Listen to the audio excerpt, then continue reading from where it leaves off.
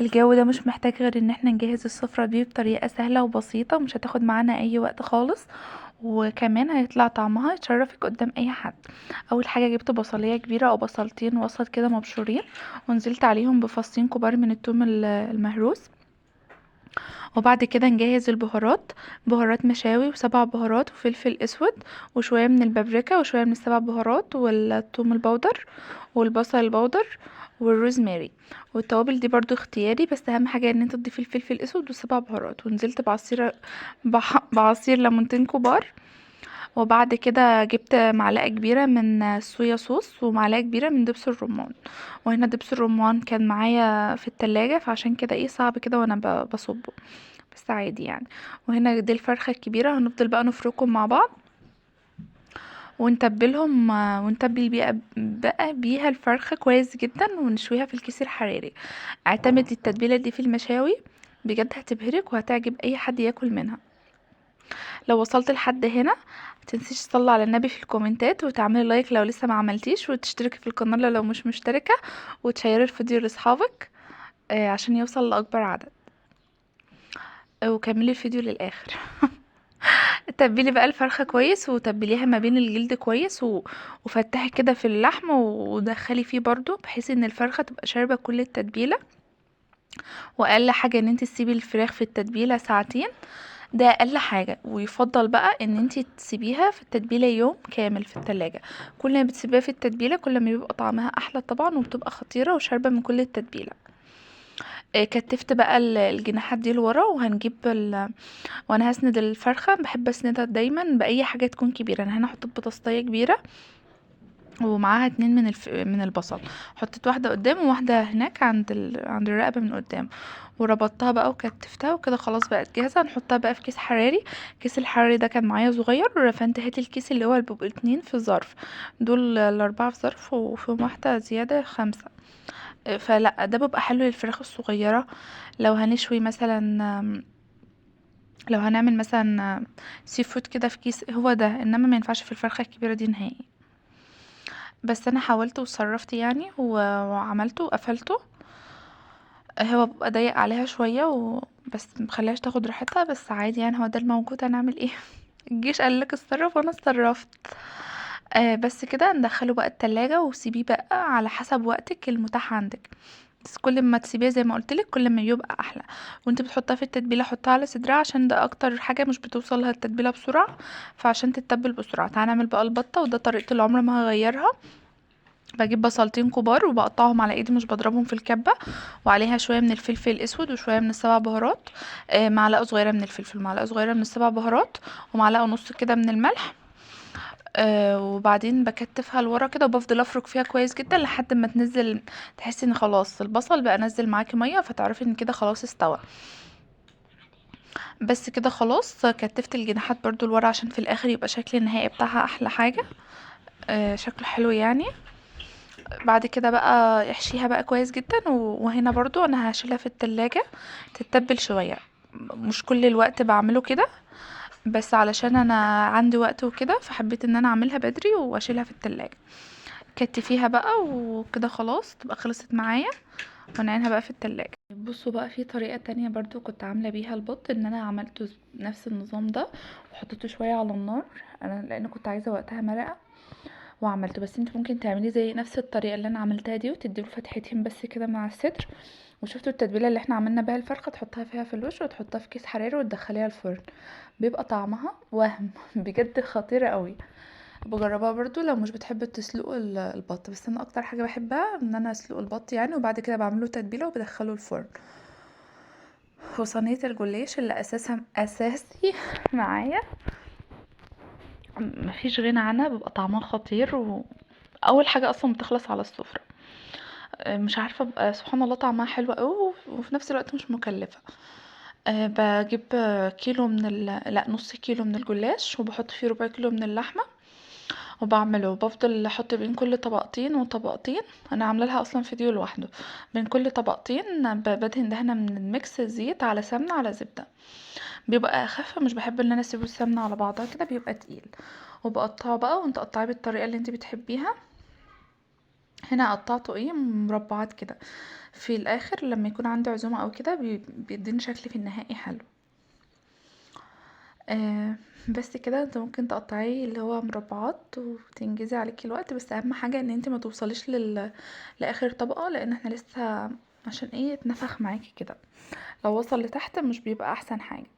ودي بقى اللحمه المتبقيه بشيلها في التلاجة.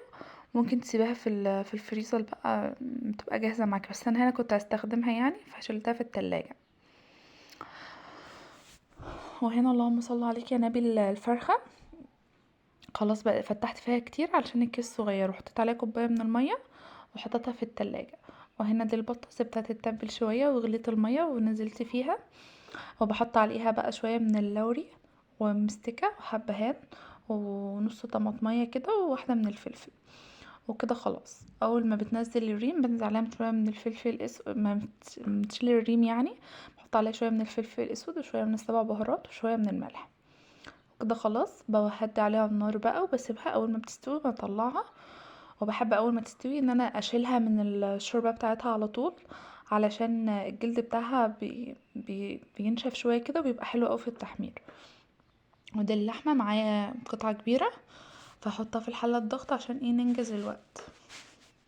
انا بحطها في الحله الضغط بتاخد معايا 20 دقيقه. انتي بقى تبقي عارفه لو انت مثلا هي كبيره ولا صغيره عشان ما تتهريش معاكي لو نسيتيها في حله الضغط. هنا دي سنه من القرفه و... وورق لوري وقرنفل وسبع بهارات وفلفل اسود وشويه من بهارات اللحمه والملح. انا نزلت فيه في الاول عشان دي حاله الضغط ومش هفتح عليها تاني. وهنا كده خلاص بعد 20 دقيقه فتحت عليها لقيتها استوت. انا بقى دي مش بشيلها وافضل سايباها في الشوربه بتاعتها بيبقى طعمها احلى. انما البط والفراخ اول ما بيخلص لازم تشيلوهم على طول. آه لازم تكتبي لي كومنت دلوقتي وتقولي لي ايه رايك وحابين نعمل ايه الوصفه الجايه. هنا خلاص البطه زي ما قلت لكم اول ما بتطلع بقوم مطلعاها وسايباها على جنب تاخد راحتها. وزي ما قلت لكم الجلد بتاعها بينشف كده وبتبقى في التحمير واخده لون واحد وشكلها خطير. دهنت بقى شويه من الكاتشب وشويه من الصويا صوص وشويه من الدبس الرمان وبس كده. وهنا بعمل ميكس توابل بابريكا وملح وفلفل اسود وسبع بهارات. اي طيور رش عليها الرشه دي بتبقى ساحر والله بجد بتخليها طعمها حلو قوي. رش عليها بقى ولسه الفرخه كمان لما تطلع وهنعمل عليها نفس النظام. ودي برضو لما تطلع هنعمل عليها تاني مش هنسيبها احنا النهارده. دي بقى الفرخه خلاص كانت خلصت واستوت معايا اخدت معايا ساعتين، لان انا بسويها على نار هاديه جدا بيطلع طعمها شايبه بقى التتبيله ومستويه براحتها وبيبقى طعمها خطير. نفس اللي احنا دهناه في البطه ندهن بقى على الفرخه، بس هنا زودت شويه اكتر من الصويا صوص عشان يطلع لونها اغمق.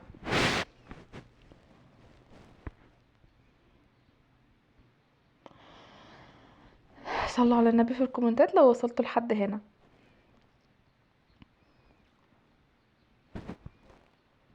هو كنت لسه ما عملتش لايك، اعملي لايك. هو مش بيفرق معاكي بس والله بيفرق معايا جدا وبيرفع الفيديو. وبجد والله انا بتعب في الفيديوهات دي عشان اعرف ان انا اوصل لكم، ويا ريت اصلا تكونوا المعلومه بتقدر ان هي توصل لكم، بس والله انا بحاول على قد ما بقدر. وبرضو اكتبولي لو حابين في وصفه حابين ان انا اعملها معاكم او اي حاجه اكتبولي في الكومنتات وانا مستنياكم. هنا بقى اللحمه خلاص كانت خلصت وقطعتها نحمرها. هنا حطيت معلقه كبيره من السمنه على زيت وبحمرها، واول ما بتاخد لون بصوا نصيحه بقى ان انتوا اول ما تحطوها سيبوها تاخد لون عشان انتوا لو جيتوا تشيلوها هتلاحظوا ان هي لازقه شويه كده، فما تقلقوش سيبوها شويه واول ما هتاخد اللون هتلاقيها عادي سهله معاكم. طلعوها بقى وانا هنا بطلعها على خضره. لازم اطلعها على خضره بتبقى بتتحولها اصلا في حته تانية.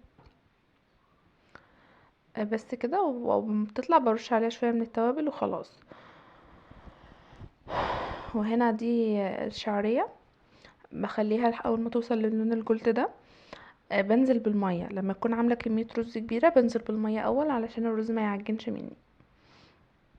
فهنا نزلت بالميه، وبعدين غسلت الرز وحطيت عليها، وبعد ما خلصت حطيت عليها كوبايه كده كبيره من المرقه بتاع اللحمه، وكان فيها دهون كده خليته في حته تانية.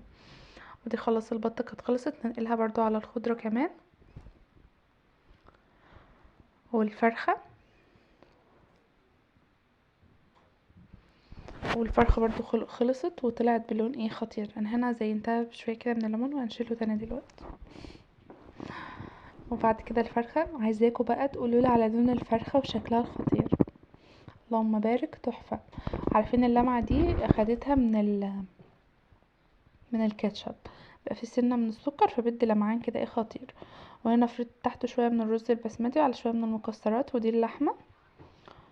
ودي بقى كانت صينيه رقاق ولازانيا، هنزلها لكم في فيديو لوحده. وبس كده. وهنجيب دلوقتي بقى الرز والبطاطس. وكده خلاص الصينيه، قوموا اعملوها لو حتى تعملي صنف منها في الجو البرد ده، هينفعكم جدا. متنسيش بقى تعملي لايك وشير وتشيروا الفيديو لاصحابك. بحبكم في الله. واكتبوا لي تحت حابين نعمل ايه الوصفه الجايه. اسيبكم على خير في رعايه الله، مع السلامه.